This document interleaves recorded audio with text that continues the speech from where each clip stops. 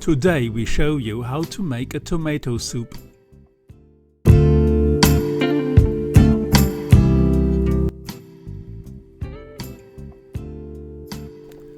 If you want to make a healthy tomato soup, you need some organically grown cherry tomatoes.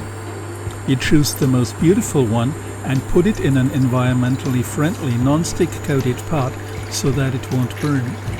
Then you pour in biologically pure spring water from the mountains and bring it to the boil with the help of emission-free atomic energy.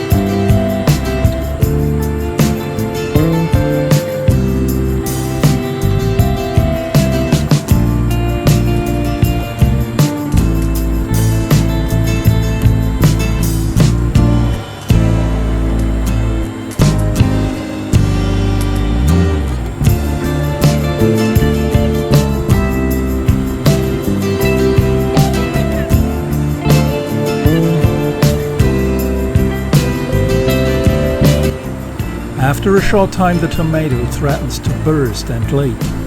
To prevent this, you take the tomato out of the boiling liquid and the vegan, calorie-free tomato soup is ready. It's as simple as that.